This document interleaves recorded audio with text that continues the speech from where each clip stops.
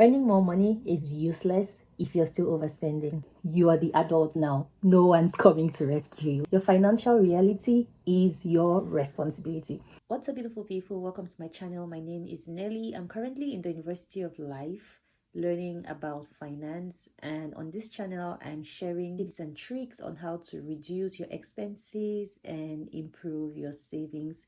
If this is something you're interested in, then keep watching.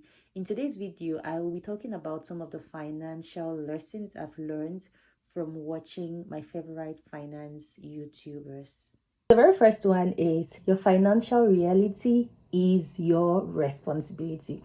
We grew up in different homes, right? Obviously. Some people grew up in homes where they got to learn about money, and other people grew up in homes where they never got to learn anything about money. Like some people from a very early age, they got exposed to money and they learned how to make money, they learned how to save, they had like coin banks and all of that. However, some people grew up in homes where they never had any exposure to money, they didn't learn how to save, they didn't learn how to budget, and then they only got exposed to money when they started working. No matter how we got here, your financial reality is your responsibility. You can't keep blaming the economy. You can't blame your parents.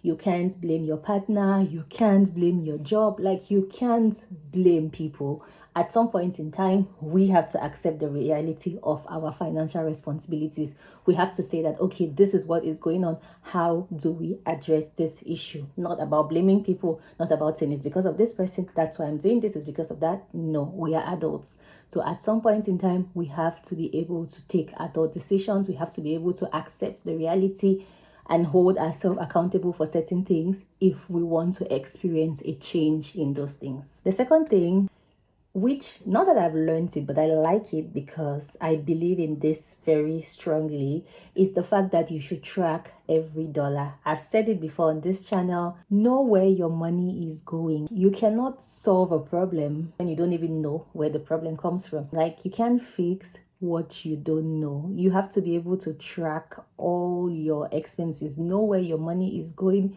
to be able to make the necessary changes. The next thing that I've learned is not justifying overspending or unnecessary spending. For instance, you can't buy $5 coffee every day and then you say, oh, it's just $5. Because guess what? $5 at the end of the week is $25. At the end of the month is $100. At the end of a year is $1,200. So you see, it's not just $5. It looks like $5 when you're spending it at that time, but if you do the math over time, you realize that it's more than $5. So nope, don't justify overspending. For instance, you say, I've been so stressed this week, I need to buy a dress to feel better. Well, I've had a long week, I'm just going to order something to eat. Like, I'm just going to reward myself with food. Or you say, I bought the ticket because the vacation was so cheap. For instance, you see a vacation online, it costs $300 and you're like, oh, I'm just going to buy this vacation because it's so cheap. First of all, you haven't saved up for this vacation. You haven't thought of where you're going to be lodging at. You haven't even thought of how you're going to be feeding, like the food, how much it's going to cost. And then maybe your rent is even due like in a week or in a few days. Then you're spending money on that. Or worse still, you have more credit card debts and then you're just piling that on the previous credit card debt. Don't use your wallet to solve your emotional issues. Meanwhile, you should be using your wisdom to solve your emotional issues. The next thing I've learned is that earning more money is useless if you're still overspending. Budgeting is more important in some ways than even making more money. Let's say, for instance, you have so many jobs and you still have bad spending habits or bad money habits. They would not help you. Like, they will not save your situation. For sure, you will still receive this much money, but the money will still go away like this because you don't know how to manage this money and you don't know how to save this money. A practical example is when you get a new job or when you get a pay raise. Don't you always find that despite the fact that you have that additional amount of money coming in, you are still saving the same amount of money that you were saving before, sometimes even less than you were saving before, because we have the tendency that when we make more, we want to increase, we want to improve our standard of living, we want to live better, we want to afford certain things, and then at the end of the day you realize that although you're making more, but then your savings has reduced and your expenditure has increased. That's because more money will not save a broken budget. First of all, you have to be able to identify the issue, and then you would be able to save this additional money from this income. Having several side hustles will not save you if you are not able to manage your present income. Even if you have jobs here and there, you will still find that you will just be losing the money. Like you'll just be spending as the money is coming in. So the important thing, first of all, is to budget and then to increase your income. Because if you try to do the reverse, if you try to increase your income without budgeting, then you would find that you're doing the same thing. Like there's not going to be any changes with regards to anything. Last thing that I've learned, no one needs an expensive car payment.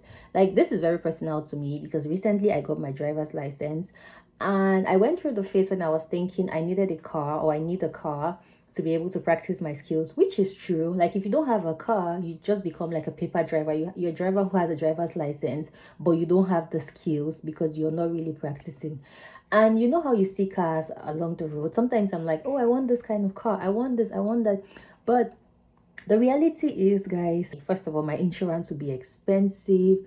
And then also, depending on the kind of car that I want to get, my payments will also be expensive. I want a car. Of course, I want a car that looks beautiful, but I also have to think of my situation. Like, it's not like I need this car to take kids to school every day, or I just need this car to go to work or to run errands. That's all. I don't badly need a car. So there's no point getting into debt or spending so much on a car payment. Meanwhile, I can get a car for a cheaper price, and which is going to serve me the same purpose basically.